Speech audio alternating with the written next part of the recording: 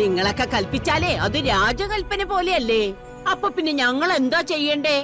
വെന്ത് വെണ്ണീറാവാനല്ലേ പറ്റൂ. സുമാരിയമ്മേ, അബദ്ധമൊന്നും കാണിക്കരുത്. കൊത്തട്ട പരമേശ്വര, എന്റെ മോളും ഞാനും ഈ ഉമ്മർത്ത് തന്നെ കിടന്ന് കത്തട്ടെ.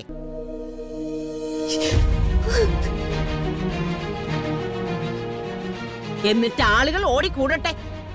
കാരണം അന്വേഷിച്ച് ടി വിക്കാരൊക്കെ വരുമല്ലോ. അപ്പൊ അവരുടെ മുമ്പിൽ എല്ലാവരും കൂടി പറഞ്ഞു കൊടുക്കണം, രണ്ടാം ഭാര്യയുടെ കൂടെ ജീവിക്കാൻ വേണ്ടി ആദ്യ ഭാര്യയെ ഉമ്മറത്തിട്ട് ചുട്ടുകൊന്നതാണെന്ന്.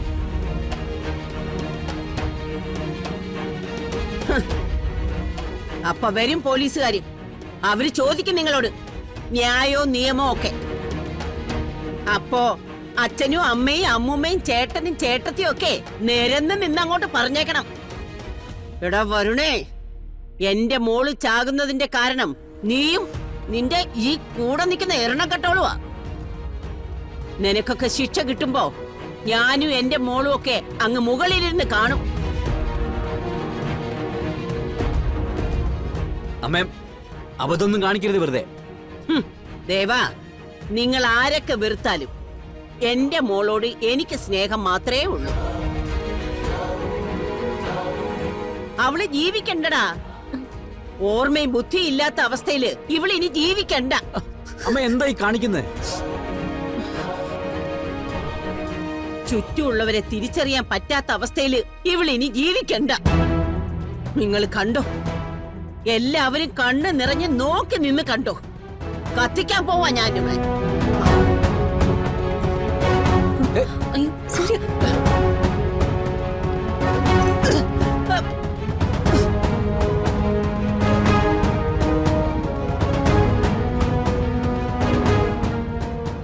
ഇവിടെ ഇതൊന്നും ചെയ്യാൻ പറ്റില്ല. ഈ കുടുംബം ഇല്ലാതാക്കാൻ ഞാൻ ആരെയും സമ്മതിക്കില്ല.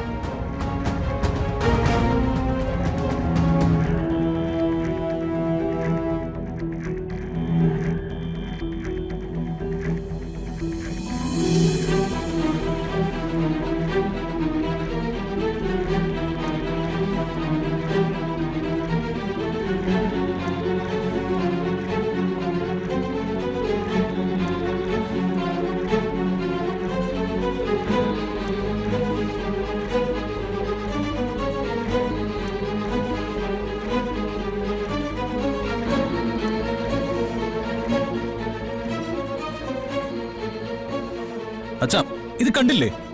ഇതേ ഇവര് രണ്ടുപേരും കൂടെ പ്ലാൻ ചെയ്ത് വന്നത് തന്നെയാ. അല്ലെങ്കിൽ എങ്ങനെയാ ഇപ്പൊ പ്രിയങ്ക അകത്തേക്ക് കയറി പോകുന്നത്?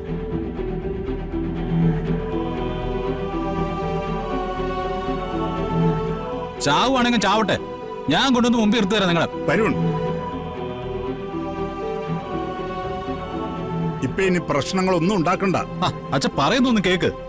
നിന്നോട് ഞാൻ പറയുന്നത് കേൾക്ക്.